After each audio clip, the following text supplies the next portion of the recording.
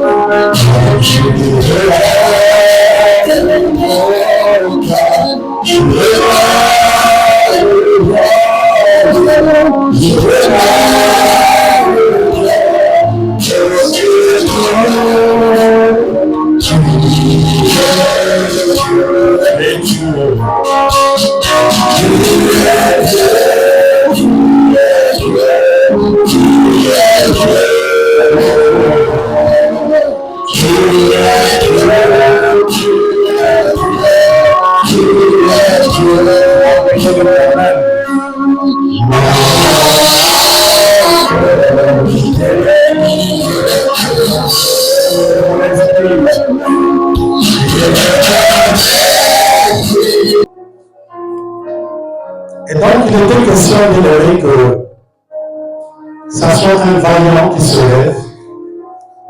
Et c'est au moment où, effectivement, Dieu avait choisi que David soit consacré. La première mission de David était d'aller combattre les Philistins pour, n'est-ce pas, ramener l'arche dans la cité de David. Mais je crois que lorsque nous suivons, chacun de nous est en train de comprendre que pendant que David était en train de combattre, il y a quelque chose qu'il était en train d'expérimenter. Et la chose, c'était laquelle, c'est que David le faisait bien, 100%, sans pourtant, consulter l'Éternel. La Bible dit, lorsque nous lisons notre passage, que la première des choses que David fit, c'était de consulter l'Éternel. Il dit, Éternel, mon Dieu, monterai-je, livreras-tu les Philistins entre mes mains, monterai-je et battrai-je. Le Seigneur lui dit, monte et tu les battras parce que je les ai livrés entre tes mains. Mais n'oubliez pas que la deuxième chose, la deuxième fois, effectivement, la première fois quand il va, la combattu des Philistins, effectivement, il était victorieux. Mais n'oubliez pas, peut-être que toi et moi, en tant que chrétien, qui croyons que quand tu as chassé le démon, il est parti pour toujours. Mais même quand il va, il reviendra. Les démons sont têtus. Satan est têtu. Il faudrait que chacun de nous le comprenne. Et voilà comment, finalement, pendant qu'ils sont battus, non, ils n'ont pas reculé. Ils sont allés se préparer. Ils sont préparés leurs munitions, ils sont préparés également leur armement. Ils sont revenus à la rescousse pour réattaquer encore Israël. Posez-vous la question de savoir si David était discret, si David était diverti. Je crois qu'il serait surpris qu'il puisse avoir ou voir les Philistins en face de nous. Mais la parole de Dieu nous dit que lorsque David eut été informé de ce que les Philistins se sont encore déployés pour attaquer Israël, la Bible dit que David consulta encore l'Éternel pour lui dire, Seigneur, ces ennemis-là sont revenus contre ton peuple. Monterai-je et les battrai-je? Cette fois-ci, le Seigneur nous dit, ne monte pas. Ça aurait été toi, on pouvait dire, ah, mais comment? La première fois, il m'a dit, monte, et puis cette fois-ci, il va dire, non, non. Notre Dieu, c'est un Dieu multisystème, qui ne travaille pas d'une manière mécanique. C'est un Dieu qui travaille bien aimé selon son temps et selon également sa technologie.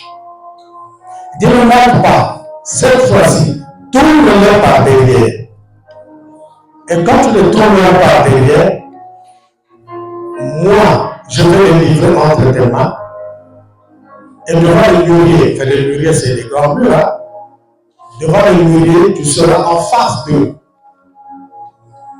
Et tu les battras. Il dit là, tu les battras. Et c'est ça, ce qui est également.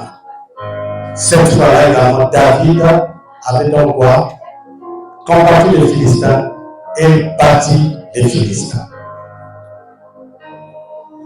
Bien aimé, voilà pourquoi j'aimerais dire à quelqu'un ce matin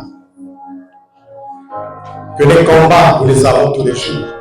Il y a quelqu'un qui était en train de me dire, papa, mais c'est pas possible parce que je ne comprends plus absolument rien parce que je sens que mes ennemis viennent toujours me combattre. Je sens que lorsque je dors, ils sont là. Il y a des gens qui, à un moment donné, ne cessent, si vous voulez, de se présenter comme des oiseaux, se présenter comme des hiboux, de se présenter, si vous voulez, comme, ça dit que des animaux, parfois comme des chats. Et quand ils viennent comme ça, ils sont derrière ma fenêtre, soit en train de miauler, soit en train de parler, soit vous entendez les bruits, vous entendez les paroles qu'ils prononcent. Moi, je l'ai dit, écoute, tu es enfant de Dieu. Mais ce que tu oublies, c'est quoi?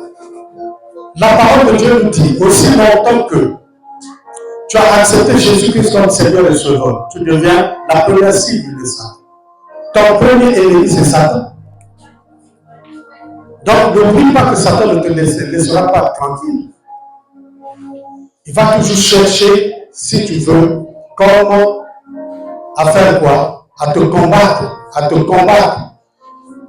C'est pas enfin bien aimé que la parole de 1 Pierre 5 à partir du verset 8 nous dit. Il faudrait que nous soyons sobres et réveillés parce que notre adversaire, le diable, tourne tous les jours, à chaque instant, tout autour de chacun de nous, cherchant qui dérouler ou à exercer. C'est une sorte de prière. Mais ça n'a pas été une prière de supplication. Ça n'a pas été une prière d'autorité ou de combat. Ça n'a pas été une prière, je ne sais pas, de demande ou d'intercession, je ne sais pas quoi. Mais ici, David a exercé ou utilisé ce que nous appelons la prière de consultation. Cette prière de consultation, c'est celle qui t'emmène dans une dimension où tu ne dois rien faire sans écouter la voix de Dieu. Tu ne dois rien faire ou inventer ou encore créer quelque chose sans écouter la volonté de Dieu. Ça veut dire que pour que tu fasses quelque chose, tu fasses un mouvement. Soit pour aller de l'avant, soit pour aller combattre tes ennemis, soit pour, n'est-ce pas, jeûner, soit pour prier, soit pour aller en retraite spirituel, soit une fois de plus, même pour aller voir tes parents. Même lorsque tu apprends qu'il y a un décès dans la famille, même pour aller. Même quand tu veux acheter quelque chose, tu vas acheter une voiture, acheter une maison, acheter je ne sais pas quoi, tout ce que tu veux. La meilleure des choses serait que tu puisses consulter l'Éternel. Parce que bien aimé, lorsque tu fais quelque chose, en ayant avec toi le ainsi dit l'Éternel, Bien aimé, cela te permet non seulement de marcher seul, mais c'est Dieu lui-même qui marchera devant toi. Voilà pourquoi il dit à David, lorsque tu entendras le bruit des pas, sache-le que c'est moi. C'est moi qui suis tenté de t'accompagner. Et c'est le bouton par la voix de l'Éternel. C'est alors, bien aimé, que nous faisons les choses comme nous voulons. Et lorsque nous faisons les choses comme nous voulons, c'est à partir de là qu'il y a l'échec, il y a la défaite, il y a les insuccès, il y a le chaos. La prière de consultation. Dis avec moi la prière de consultation. La prière de consultation. Bien aimé, cette prière, c'est la même que la femme d'Isaac avait faite dans Genèse 25. Quand vous lisez dans Genèse 25, je crois à partir du verset 22, ou je ne sais pas comment, la parole de Dieu nous dit que Isaac, lorsque Isaac maria Rebecca, sa femme, la Bible dit que Rebecca était stérile. Vous constaterez que les grands hommes de Dieu, les grands serviteurs de Dieu, les grands patriarches, pour la plupart, avaient des femmes, soit qui ne concevaient pas. Jacob a connu cela, Abraham a connu cela, Isaac également, si vous voulez, a connu cela. Vous voyez? Mais il se passe que c'est un enseignement de Dieu, ça n'a rien à voir.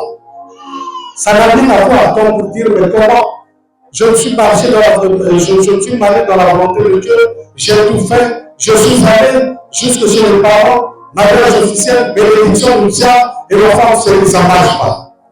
Je veux chasser cette femme. Voilà ce que nous sommes. Voilà comment nous nous comportons. C'est simplement un enseignement de Dieu. Si tu avais réellement aimé cette femme, pourquoi la chasser pendant que tu sens qu'il y a l'infertilité? Est-ce que c'est elle-même qui a voulu être infertile? La parole de Dieu nous dit que Anne était stérile, non pas par la volonté de ses parents, non pas parce qu'il y avait un grand-père, un oncle, ou je ne sais pas, une tante, qui l'avait ensorcelé, envoûté, mais la Bible dit que Anne était stérile par la volonté de l'Éternel. C'est pour que la gloire de l'Éternel puisse éclater. Quand Dieu veut faire éclater sa gloire, bien aimé, il va te faire passer dans des choses floues, obscures, ténébreuses. Et si toi, tu n'as pas de discernement, tu peux même dire Dieu m'a abandonné. La Bible dit que Isaac, ayant constaté qu'ils avaient fait près de 40 ans avec la femme, pas d'enfant, il est allé consulter l'Éternel. La Bible dit que lorsqu'il pria, Isaac, lui, n'avait pas consulté. Isaac pria. Il a imploré, la Bible dit le mot qu'il utilise, c'est ça. Il implora l'Éternel. Dis-moi pourquoi? Pourtant, je suis marié selon ta volonté. Qu'est-ce qui se passe que ma femme ne puisse pas avoir des enfants? La Bible dit à l'instant, vous savez, Dieu est Dieu. Ce Dieu-là qui avait les choses de la possibilité à la possibilité. Ce Dieu qui avait les choses de l'inexistence à l'existence, de l'incapacité à la capacité, de l'irréalité à la réalité. Bien aimé, c'est révélé. Et la Bible dit que Rebecca était devenue enceinte. Mais pendant qu'elle était enceinte, la Bible dit qu'elle était en train de sentir des mouvements compliqués dans son ventre. Rebecca s'est dit, mais qu'est-ce qui se passe que dans mon ventre, là, il y a quelque chose qui ne va pas. Et la Bible dit, Rebecca alla consulter l'Éternel. Et lorsqu'elle alla consulter l'Éternel, l'Éternel lui dit, oh, ma fille, mais tu es bénie. Dans ton ventre là, il y a deux nations qui se battent. Il y a deux rois qui se battent. Mais lorsqu'ils naîtront, le plus petit va supplanter le plus grand. C'est-à-dire, lorsque ces enfants vont naître, le plus petit va supplanter, c'est-à-dire, va prendre la place du plus grand. Et il s'est passé effectivement que ce que l'Éternel lui avait dit, c'était ça. Quand Rebecca va accoucher, c'était des jumeaux. Mais la Bible dit que pendant que Ésaü le plus grand sort, vous voyez, sort de l'organisation de sa mère, Jacob le plus petit, donc le plus petit jumeau, tient le talon de son grand frère. Donc pendant que Ésaü sort, Jacob est en train aussi de suivre, en train de sortir du sein de sa maman, mais en tenant le talon de son grand frère, ou encore de son frère jumeau Ésaü. C'était pour que la parole de Dieu s'accomplisse, disant effectivement que lorsqu'ils naîtront, le plus petit va supplanter le plus grand. Le plus petit prendra la place du plus grand. Le plus petit deviendra supérieur au plus grand. Voilà pourquoi Dieu l'aimait. Pendant que nous sommes des enfants de Dieu, il faudrait toujours que nous puissions avoir le discernement. Le discernement, c'est de constater effectivement que dans la vie de chaque enfant de Dieu, il y a une grâce. Une grâce particulière qui peut faire que vous pouvez être 20 dans le sein de votre maman, mais c'est le plus petit qui a la grâce de Dieu. Et c'est le plus petit, si vous voulez, qui a été choisi par Dieu. Ou c'est le plus petit, effectivement, qui fera l'honneur de votre ventre ou de votre famille. La Bible dit, Rebecca alla consulter l'Éternel. Et ce que Dieu lui avait dit, c'est accompli. Donc, pour revenir effectivement à la prière de consultation, la prière de consultation va nous amener à rien faire selon nous. Mais elle va nous amener à consulter toujours l'Éternel dans ce que nous voulons faire, dans la voie à suivre, dans la direction à suivre. Il ne faudrait pas que ce soit nos opinions, nos idées, nos sentiments, nos conceptions à nous qui doivent prendre place à la place de la volonté, à la place des opinions de l'Éternel.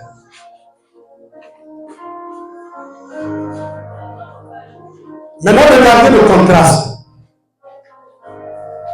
Sur le David. Au départ, David a consulté l'Éternel. Mais quand il s'était agi de prendre l'arche de là où elle se trouvait pour la mener à Jérusalem, dans la cité de David, il s'est passé maintenant que David a copié, photocopié le modèle philistin. Le modèle philistin, c'était quoi? C'est que chez eux, l'arche devait être quoi? Transportée par les bœufs. L'arche devait être transportée par des bœufs. Et à cause de cela, Dieu avait rappelé David à l'ordre. Voilà pourquoi pendant qu'ils prennent l'arche de l'autre de la vallée de Bali Juda, et pendant qu'ils sont en train de monter, ils arrivent sur une colline. Parce que l'arche était conduite par Uza et un autre frère. Mais la parole de Dieu nous dit que pendant qu'ils étaient en train de monter, d'escalader la montagne, alors les bœufs ont commencé à se pencher. L'arche a commencé à se pencher parce que les bœufs étaient, si vous voulez, en train de faire pencher l'arche.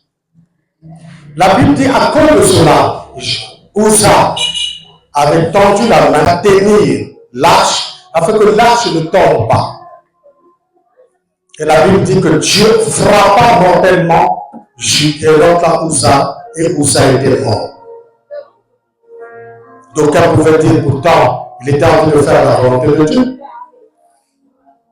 D'aucuns pouvaient dire, mais attends, mais pourtant, l'arche, c'est la présence de Dieu. Et que Uza était en train, si vous voulez, de vouloir préserver, protéger, sécuriser cette présence. Bien-aimé, tu n'es qu'un homme. Tu n'es qu'un homme, tu n'es qu'un homme. Tu n'es pas Dieu pour, n'est-ce pas, protéger, sécuriser la présence de Dieu. Tu n'as rien à faire. Celui qui est capable de sécuriser, de protéger sa présence, de répondre à sa présence, de déployer sa présence, c'est l'Éternel, le Dieu de Christ.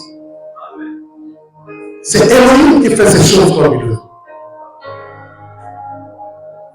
C'est ça le problème. David était tombé en faute et la parole de Dieu nous dit que Dieu frappa Uza. Uza était mort.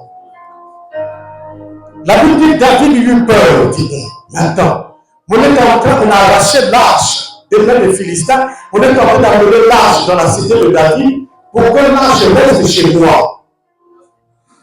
Mais qu'est-ce qui se passe que l'Éternel se fâche, qu'il puisse n'est-ce pas tomber dans la colère et frapper Uza, qui était le conducteur de quoi?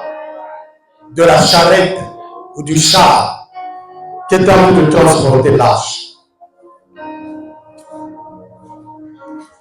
Voilà pourquoi, bien aimé, pour revenir effectivement à notre texte de base, à notre terme d'aujourd'hui, j'aimerais que tu comprennes que tu ne dois rien faire selon tes propres intentions. Tu ne dois rien faire selon ta propre conception. Tu ne dois rien faire selon tes propres opinions. On ne va laisse-moi faire ceci, parce que quand je ferai comme ceci, Dieu sera d'accord, Dieu sera dans la joie. C'est pas vrai. C'est pas vrai. Même nous, en tant que serviteurs de Dieu, hommes de Dieu, lorsque tu as calqué un modèle quelque part, et que tu veux transplanter ce modèle-là dans ton église, tu constateras que tu as amené un feu étranger dans l'église. Tu as amené un feu étranger dans ton ministère. Dans cette église, j'avais un frère là qui venait des AC et qui une fois me dit, papa, ne serait-ce l'été dans les textes, ne serait-ce pas possible qu'on fasse comme on faisait aux AC? Je dis, ici ce n'est pas des AC. L'église a sa vision. L'église a sa vision. Le problème aujourd'hui, c'est que chacun de vous devrait comprendre réellement la vision de l'église. Et il marche. Savoir interpréter cette vision. Savoir interpréter le but de la vision. On savait, en tant que sacrificateur, que finalement, ces enfants sont venus servir Dieu avec un feu étranger. Voilà pourquoi j'aimerais attirer l'attention de chaque enfant de Dieu. Quel que soit le ministère que tu exerces dans cette église. Que tu sois chantre, que tu sois intercesseur, que tu sois, je ne sais pas, comment dirais-je, chargé de la sécurité, chargé de la technologie, chargé, je ne sais pas, que tu sois, comment vous appelez ça, interprète, que tu sois, ça veut dire que tout ce que tu peux exercer comme ministère dans l'église, il faudrait que tu fasses très attention. Il faudrait que tu fasses très attention, n'amène pas un feu étranger devant la présence de l'Éternel. Parce que quand tu amènes un feu étranger devant la présence de l'Éternel, n'oublie pas que les sanctions arriveront. Et quand Dieu veut, il peut te frapper. Et quand il veut te frapper, il te frappe. Regardez que ici, c'est Uza qui a été tué. Mais le roi David, qui est le roi, qui était donc commandé de nous donner la forme qu'il faut.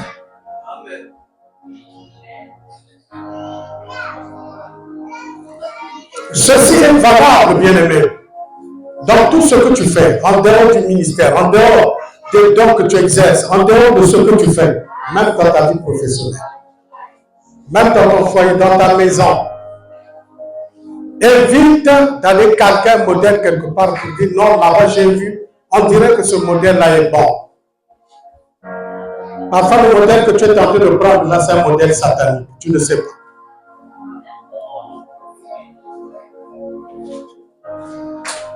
Non, il y a un architecte qui m'a dit vraiment, ce plan-là est très bon, en tout cas, on peut le copier. Mais parfois, ce plan-là, c'est un plan satanique, sans pourtant que tu ne le saches. Parce qu'il y a des plans sataniques qui finalement, pendant que vous le construisez, pour ceux qui ont le discernement, dès qu'ils le regarderont, ils vont te dire ça, c'est Satan. Je peux vous parler de certains temples qui sont dans la vie. Mais quand vous les regardez, c'est des plans sataniques.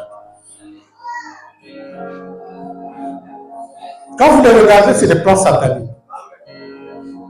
Et une fois, j'étais content d'un collègue qui fréquentait à l'université qui priait un peu dans ces églises-là. Qui me dit, ah, notre temple-là, moi je ne peux pas aller là. Qu'est-ce qui se passe? Mais dès que vous regardez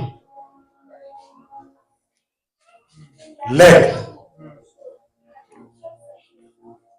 Amen. Non, vous n'avez pas de discernement, vous n'avez jamais vu ça.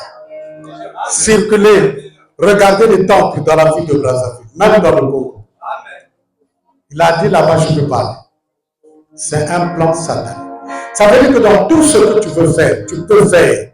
Évite tes propres intentions. Évite ta propre conception.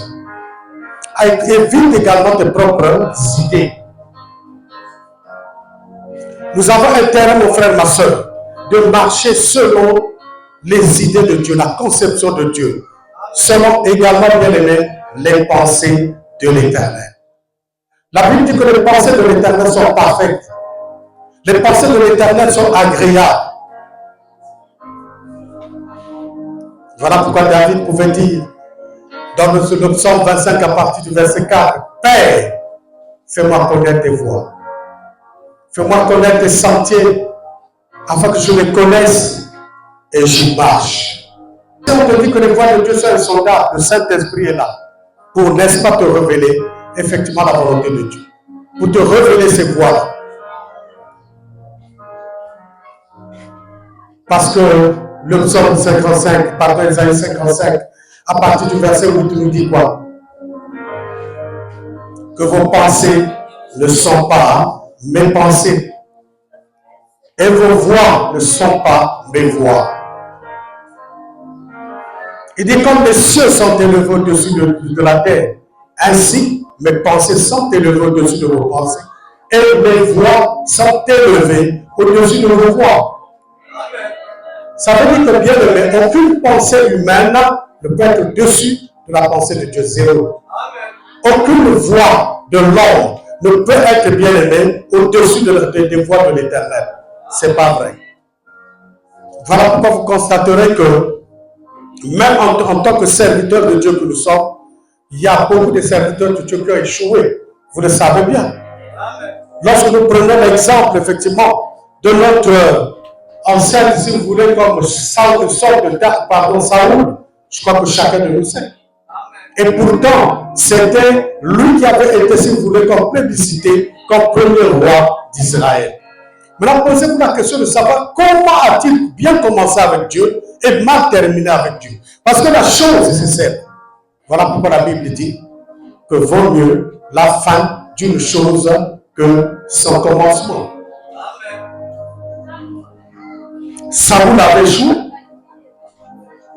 Saoul avait échoué. Voilà. Jusqu'à sortir des voies de l'Éternel pour aller consulter une soi-disant prophétesse dans la vallée de En-Gedi.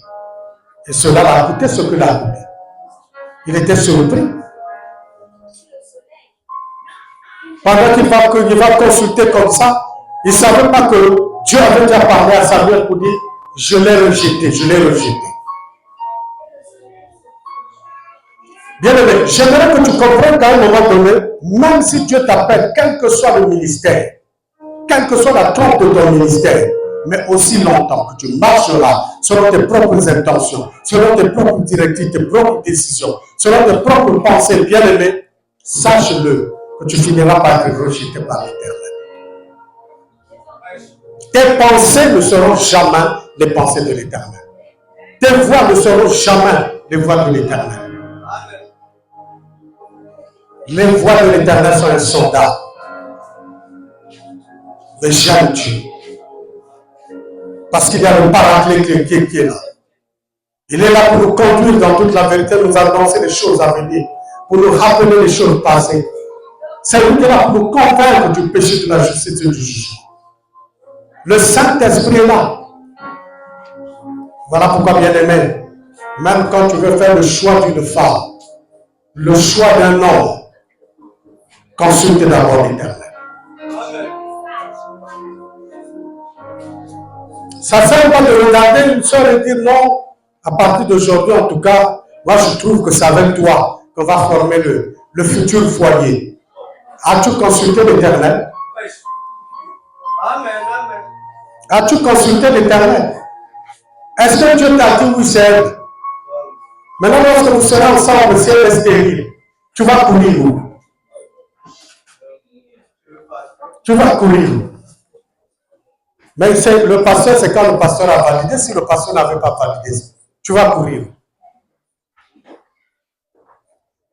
Tes pensées ne seront jamais les pensées de l'Éternel. Tes enfants, ils vont tâtonnant, parce qu'ils se disent, moi je commence par l'histoire chez vous, ça n'a pas tenu, je vais en psychologie. Non, on dirait que c'est en sociologie. Il va en sociologie, non, on dirait que bon, je vais tenter dans le journalisme. Non, bon, il va là-bas aussi, il n'a pas les capacités, il n'a pas les qualités également d'un journaliste. Dit bon, on dirait que bon, je repars à l'histoire chez vous. Mais finalement, c'est-à-dire que tu étais en train de tournoyer, finalement, quand tu étais en train de faire le choix de ta filière, tu ne savais pas. Amen. Vous savez, nous, on a eu la grâce parce que quand on va au lycée, d'abord, la première chose, c'était le tronc commun. C'est pas comme maintenant, on dit oh non, quoi, série D ou quoi, non. Nous, c'était d'abord le tronc commun en second. On regarde tes capacités intellectuelles. Si tu étais fort en maths, puis, je ne sais pas, physique, chimie, ou en littérature, ou en quoi, alors rapidement, on n'a même pas à te consulter. Chez nous, c'était comme ça. Moi, comme j'étais fort en littérature, en première, rapidement, on m'a envoyé dans la série A. Et c'était comme ça, j'ai terminé avec la série A, j'ai terminé avec la littérature. Ce n'est pas des trucs où, bon, il faut tâtonner, on dirait que là, c'est comme si on est en train de chercher des morceaux de viande dans une marmite, on dirait que ça c'est trop petit, ça c'est gros. Bon, ça, on dirait que ce n'est pas comme ça. Amen. Ne fais rien selon tes propres intentions. Tu vas échouer. Ne fais rien selon tes propres voies, selon tes propres sentiers, tu vas échouer. Ce que je vous dis, c'est authentique. Lorsque j'étais en train de préparer cette parole, suivez-moi bien. La parole que je vous prêche aujourd'hui, ce n'était pas la parole qui était prévue. Mais lorsque j'ai commencé à méditer, le Saint-Esprit m'a mêlé dans cette parole. Je dis, mais qu'est-ce qui se passe? Pourtant, je voulais, mais ça aussi c'est bon. Mais qu'est-ce qui se passe? Je dis, c'est qu'il y a un message que le Seigneur veut également, si vous voulez, nous faire passer. Amen. Ça, il faudrait que nous comprenions cela. Il faudrait que nous comprenions cela. David était roi, mais cela n'avait pas empêché, à cause de ce qu'il a calqué le modèle des Philistins, pour n'est-ce pas amener l'arche dans un char, alors que le modèle de Dieu demande que l'arche doit, n'est-ce pas, soit emmenée sur les épaules des sacrificateurs. Bien aimé, n'oublie pas ça. On n'amène jamais l'arche. Non. C'est sur les épaules. C'est sur les épaules. C'est sur les épaules. Voilà pourquoi lorsque vous travaillez avec un homme de Dieu, il faudrait que vous puissiez avoir des épaules solides, des épaules fortes, qui peuvent bien aimer. Prendre un sac de foufou et mettre sur l'épaule. On peut vous dire, prends le sac de foufou là, amène-la chez le tabampouille là-bas, tu dois amener le sac de foufou là jusque là. Je fais allusion au poids, je fais allusion au fardeau qu'un serviteur, qu'un collaborateur devrait emmener. On ne transporte jamais l'arche dans un véhicule. L'arche dans un char, c'est sur les épaules. Lorsque vous remarquerez, effectivement que pendant que Josué était en train d'emmener le peuple d'Israël, alors il s'est passé quelque chose. La Bible dit que lorsqu'il partait pour combattre dans tous les combats qu'ils étaient en train de faire, la première des choses, c'était quoi? C'était, n'est-ce pas, que l'arche devrait précéder. L'arche devrait précéder. L'arche que la présence de Dieu, l'arche que la grâce divine, elle devrait précéder. Et voilà pourquoi vous constaterez que Josué était en train de fonctionner comme ça. Et la Bible dit que lorsqu'il fonctionnait comme ça, ça marchait. Ça marchait. Lorsqu'ils étaient en train de traverser le Jourdain, Josué dit au sacrificateur, portez l'arche sur les épaules. Et quand ils arrivent devant le Jourdain, la Bible dit, dès qu'ils avaient mis les premiers pas dans le Jourdain s'est séparé. Le Jourdain s'est séparé. Le même miracle bien aimé qu'Élisée avait connu avec son père Élie. Lorsque Élie frappa les eaux du Jourdain, les eaux du Jourdain, ils sont passés de l'eau. À son retour également, Élisée, il arrive, pendant qu'il récupère le manteau de son père, il vient et dit, où est le Dieu d'Élie? Il frappe, soit les eaux s'étaient séparées. Pose-toi la question de savoir, mais comment ces choses-là fonctionnent? Ça fonctionne selon les intentions de Dieu. Si nous fonctionnons selon nos propres intentions, nous risquerons de faire basculer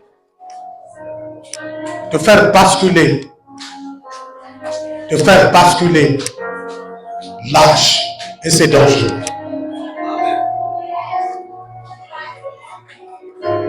Nous devons marcher selon les intentions de Dieu, selon la conception de Dieu, selon les décisions de Dieu, selon les pensées de Dieu. Les pensées de l'Éternel sont parfaites. Les voies de l'Éternel sont agréables. Les voies de l'Éternel sont, une fois de plus, comment? Parfaites. Vous voyez? Mais qu'est-ce que la parole de Dieu nous dit? La voie de la mort. Telle voie paraît droite à un homme. Telle pensée paraît droite à un homme. Mais son issue, sa sortie, c'est la voie de la mort. Voilà pourquoi nous devons faire très attention. Vous savez, il y a des choses parfois que nous faisons où nous disons non, nous sommes tentés de bien faire. En tout cas, nous faisons selon la volonté de Dieu. Nous faisons selon les voies de Dieu, selon les pensées de Dieu. Nous sommes vraiment en train de carter Dieu. Nous sommes en train de traquer Dieu. Ah. Mais à un moment donné, c'est toujours important de se poser mille et une questions pour dire, mais est-ce que nous avons d'abord consulté l'Éternel? Amen. Pour chuter, je vais vous donner, si vous voulez, une référence. Il y avait le roi, comment vous appelez, le mari de Jézabel. Hein? Le roi qui? Le roi Akab. Il était venu consulter le roi Josaphat. Il dit, ah mais moi j'ai un combat là-bas. tout cas, il y a des ennemis qui sont venus m'attaquer, donc vraiment, j'ai besoin de ton secours. Le roi Josaphat, sans consulter l'Éternel, dit oui, bon, je vais t'accompagner. Alors que Israël, en ce temps-là, dit à l'autre là, à ce roi-là, il dit, mon frère, nous sommes tentés de partir, mais nous n'allons pas en promenade, nous allons pour combattre. Avons-nous déjà consulté l'Éternel?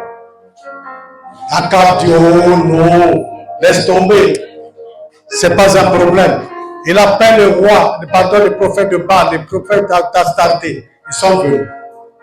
Dit au roi, vous pouvez partir, vous êtes victorieux, vous êtes victorieux. Le roi Akab dit au roi Josaphat, tu as vu, c'est ça, ça dit que maintenant que nous allons là, il n'y a pas de problème, nous sommes plus que vainqueurs. Après le roi l'autre, la Josaphat dit, n'y a-t-il pas un autre prophète dans la ville? N'y a-t-il pas un autre prophète dans la ville? Après le roi Akab, c'est parti où? Après le roi Akab va lui dire, oh, il y a un homme, il n'a jamais bien prophétisé sur moi. Ça dit que tout ce qu'il dit, c'est contre moi. C'est dangereux. C'est lui qui est tenté de détruire même ce pays-là. Il dit, c'est qui? Oh, on l'appelle Michel. Il dit, non. Michel, il faut quand même le faire appel. Bien aimé, on l'appelle le prophète Michel. Quand le prophète Michel vient, le prophète Josaphat lui dit, mais nous, voilà la situation. Il dit, non, il n'y a pas de problème. Lui aussi, il a fait comme le prophète Baal d'Astarté. Lui, vous irez, puis le prophète et le roi Akab dit, tu as vu, c'est comme ça que tu dois bien parler de moi. Parce que de temps en temps, tu parles mal de moi là. À l'instant, il déclare maintenant la vraie intention de l'Éternel. Et il dit, vous irez. Mais je suis tenté de voir le peuple d'Israël comme des brebis errantes sans berger. Ça veut dire que ces brebis-là deviendront orphelines, lorsque vous irez. Le prophète Michel a parlé.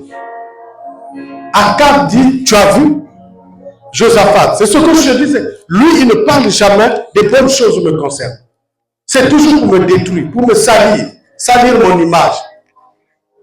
Après, il lui dit, bon, amenez-le en prison. Pendant qu'on était en train de vouloir l'amener en prison, le roi Josaphat l'a dit, mais il faut le laisser. Pourquoi l'amener en prison? Pourquoi l'amener en prison? Non, il parle mal et tout, chicotez-le, battez-le, de verge. C'est un bandit. Après, le prophète Michel continue à prophétiser. Il dit, je suis en train de regarder, tel que vous irez là. Tel que vous irez là. Le roi Akab le reviendra. Il mourra au champ de bataille. Et ce qu'il avait prophétisé, c'était exactement ça. Vous voyez? C'est pour vous dire que dans tout ce que nous voulons faire, nous devons d'abord consulter l'Éternel. Lorsque nous avons les intentions de Dieu, lorsque nous avons la précision de Dieu, alors nous pouvons avancer. Alors nous pouvons faire ce que nous voulons faire. Parce que c'est Dieu qui a parlé. Et voilà pourquoi, bien aimé, même lorsque Dieu va vous susciter comme prophète, ou prophétesse dans cette église, bien aimé, cherchez la précision. Parce que le Dieu d'Abraham, d'Isaac et d'Israël, c'est un Dieu qui parle tantôt d'une manière, tantôt d'une autre. Il peut te dire ceci, tu mourras. Mais à l'instant, il peut te dire, bon, je t'ajoute quelques années de vie, comme il avait fait avec le prophète Ézéchias, le roi Ézéchias. Est-ce que je me fais comprendre? C'est le même Dieu qui a dit à Isaïe, dis-lui, il mourra, qu'il prépare sa famille, qu'il dise, en tout cas, moi, c'est fini. J'ai tant de parcelles, je voulais tant de voitures, je voulais ceci, cela. parce que toi, tu vas mourir. Mais la Bible dit que pendant que le prophète Ésaïe était en train de sortir, il n'avait pas encore terminé de parcourir la cour royale. Le Seigneur interpelle le prophète Ésaïe pour lui dire, repars chez mon prophète Ézéchias. Et quand il repart chez le prophète Ézéchias, il lui dit, dis-lui que je vais maintenant, il ne mourra plus. Je vais l'ajouter quoi? 15 ans sur sa vie. Je l'ajoute 15 ans de vie. Voilà pourquoi prophète, oui. Prophétesse, oui. Mais cherchez la précision. Donc, Dieu peut te parler à l'instant. Mais ne sois pas pressé. Oh non, on dirait que... Non, non, non, non, non. Il faudrait maintenant que tu puisses attendre.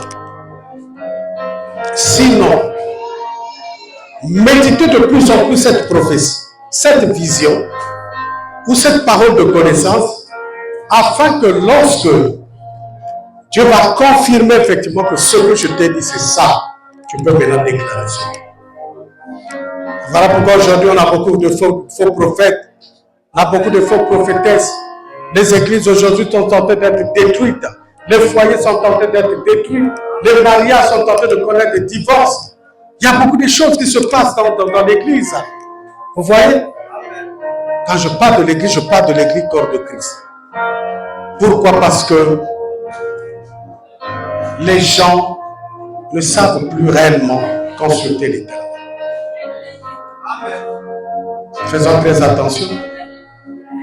Il y a des gens comme ça qui peuvent dire non. Moi, quand Dieu me montre souvent un cafard, ça veut dire ceci. Mais qui t'a dit que le cafard là était vraiment un cafard qui vient pour enfants? Donc, quand Dieu me montre une souris, donc elle vient pour voler l'argent dans la maison des gens. Qui t'a dit que cette souris-là aussi est sorcière? Amen. Prophétise selon le modèle de l'Éternel. Parle selon le modèle de Yahweh. Libère tes paroles de connaissance, les visions selon, une fois de plus, le modèle d'Élohim. En ce moment-là, bien-aimé, Dieu pourra te qualifier, comme un véritable, ou comme une véritable prophétesse. Amen. Voilà pourquoi, mon frère, ma soeur, j'aimerais que tu comprennes cela. Que l'important ici, que tu comprennes que dans tout ce que tu fais, dans tous les domaines de ta vie, cherche les intentions de Dieu. Cherche les voies et les pensées de Dieu. Dans le psaume 32, à partir du verset 8, c'est le Seigneur qui dit, je te montrerai la voie que tu dois suivre. Quand Dieu te dit, je te montrerai la voie que tu dois suivre, sache, mais j'ai écouté ta voix. J'ai écouté ta parole. À cause de cela, Seigneur, à partir d'aujourd'hui, je prends acte. Et là, ta voix commence à prier. Commence à prier.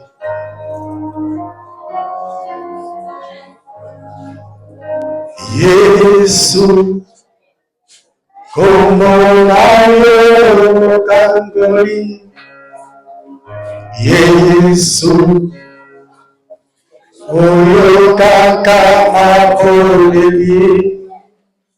Yesu, yotombolaka mokwei. Como nayo eleki nyonso. Oh Yesu, como nayo kangori. Yesu, oyo kaka makoleli.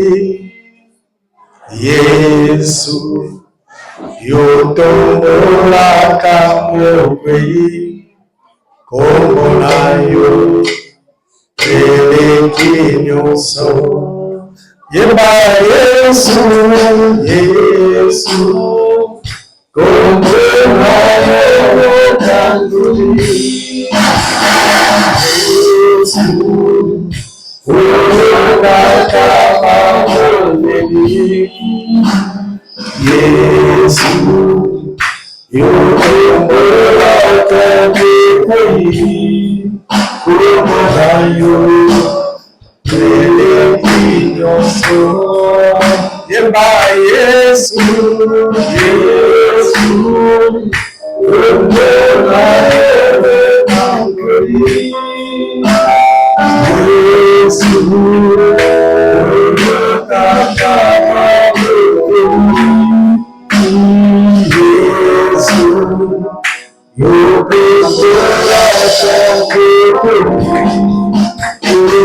Qu'il commence à te toucher.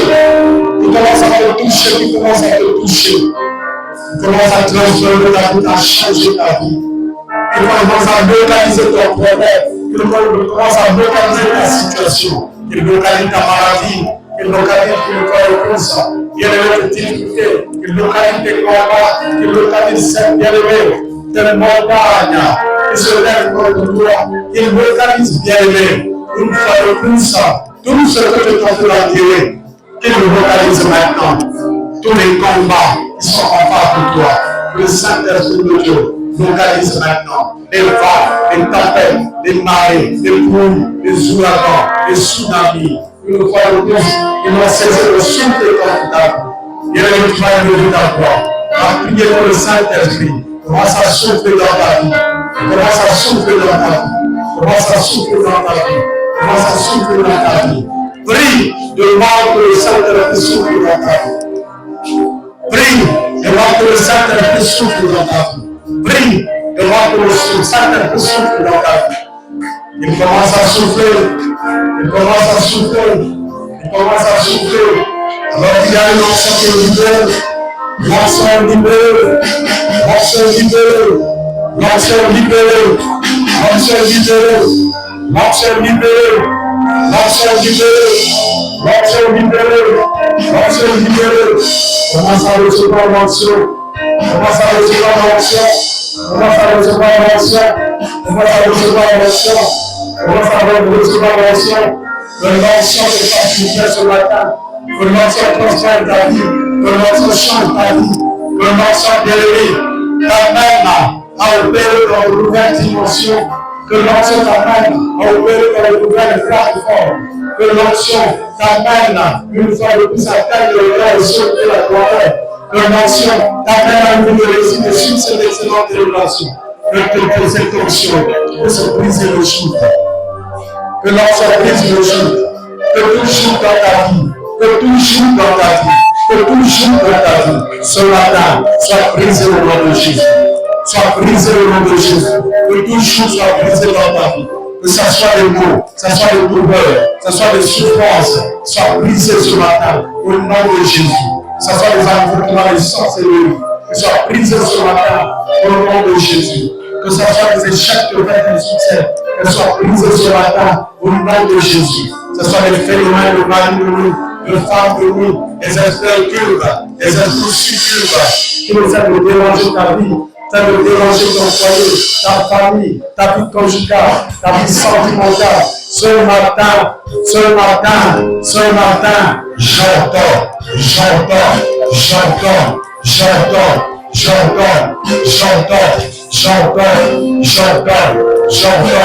les esprits d'envoûtement, de sorcellerie, de libérer les vies, j'entends, les esprits de maladie, endémie, pandémie, épidémie.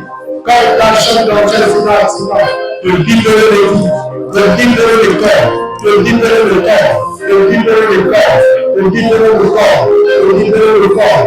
Que le Saint-Esprit le libère ce matin. Que le Saint-Esprit le libère ce matin. Que le Saint-Esprit le libère ce matin. Il te libère ce matin. Afin que ce que tu libères, que tu ne puisses plus vivre cela. Afin que ce que tu es capable d'endurer, que tu n'endures plus cela. Afin que les difficultés de parcours se terminent aujourd'hui, au nom de Jésus. Afin que la solitude se termine aujourd'hui, au nom de Jésus. Afin que le rejet dans ta vie se termine aujourd'hui, au nom de Jésus. avec tout genre de difficultés, de souffrance, se termine dans ta vie à partir de ce matin, au nom de Jésus. Que tout jour soit brisé dans ta vie. Commence à recevoir ta délivrance. Commence à recevoir ta liberté. Commence à recevoir ta liberté. Commence à recevoir ta liberté. Commence à recevoir ta guérison. Reçois ta bénédiction. Reçois ta délivrance. Reçois le nom de Jésus. La parole de Dieu dit, dans le Corinthiens 3, à partir du verset 17, que là où il y a l'Esprit de Dieu, il y a la liberté. Il y a le Dieu appelé à la liberté.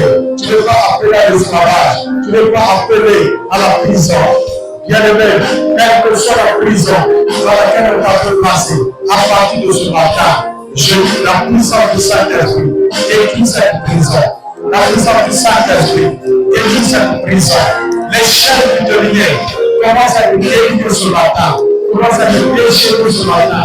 Les serpents étaient en train de nous faire le pouce, de bloquer une fois de tes pieds. À partir de ce matin, sont brisés au nom de Jésus. Par la puissance du Saint-Esprit. Que les cadenas, dans lesquels on n'a pas enfermé ta vie, dans les prisons dans lesquelles on n'a pas enfermé ta vie, je prie pour le feu du Saint-Esprit. Localise cela, localise ces cadenas, localise ces prisons, localise ces chaînes. Commence à brûler, avant le sang, à consumer, à calciner, dans le nom puissant et merveilleux de Jésus. Dans le nom puissant et merveilleux de Jésus. Reçois ta liberté, reçois ta liberté, reçois ta guérison, reçois ta bénédiction, reçois ta délivrance, reçois-le, sois réceptif, sois sensible. Le Saint-Esprit de Dieu te fasse une bien soir. Yakalanda Sakalanda Bayakasa, Yakalanda Bayakasa, Bayakasa, Shikalanda Bayakasa, Kalanda Bayakasa, Bayakasa, Obama, Alléluia, gloire à Jésus. Alléluia, gloire à Jésus. Alléluia, gloire à Jésus. À partir de ce matin, je déclare, je décrète que ta vie ne sera plus la même. À partir de ce matin, je déclare, je décrète que ta vie ne sera plus la même. Que ta vie, à partir de ce matin, que ta vie change maintenant. Ta vie change maintenant. Ça soit dans ta vie professionnelle, que ta vie change. Ça soit dans tes études, ta vie change. Ça soit une fois de plus dans ta vie conjugale, sentimentale. Qu'elle change. Tu reçois des grands changements. Tu reçois des grandes transformations. Une page ouverte soit maintenant ouverte par le Saint-Esprit. Il ouvre pour toi une page, une nouvelle page. Il ouvre pour toi un nouveau jour. Qu'il puisse maintenant te donner un nouveau départ. Un nouveau départ. Reçois le nouveau départ. Reçois le nouveau départ. Reçois le nouveau départ. Reçois le nouveau départ. Reçois le nouveau départ. Reçois le nouveau départ. Par la puissance du Saint-Esprit. Par la puissance du Saint-Esprit. Par la puissance du Saint-Esprit. Merci Seigneur pour ta grâce. Merci Seigneur pour ta faveur. Merci Seigneur pour ta miséricorde. Alléluia, gloire à Jésus. Alléluia,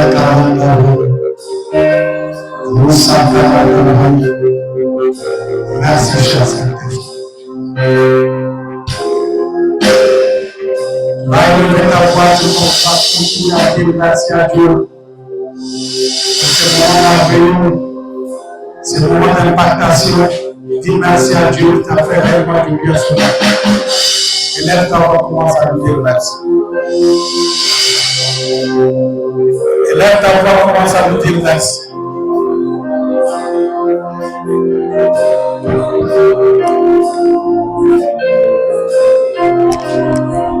Commence à lui dire merci, commence à lui dire merci. Que Dieu te bénisse abondamment, que Dieu te bénisse abondamment, que Dieu te bénisse abondamment, que Dieu te bénisse abondamment. Acclame le Seigneur, acclame le roi des rois.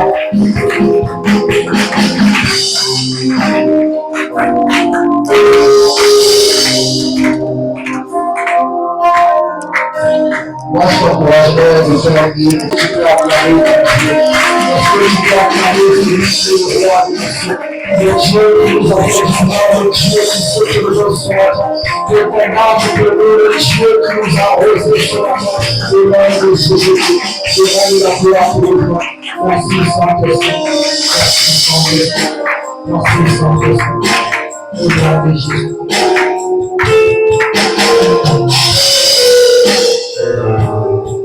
Je par l'ordre prier avant quelques secondes, selon que le Saint-Esprit t'ait donné de prier. Tu pries pour notre Père, tu pries pour les enfants qui m'attendent.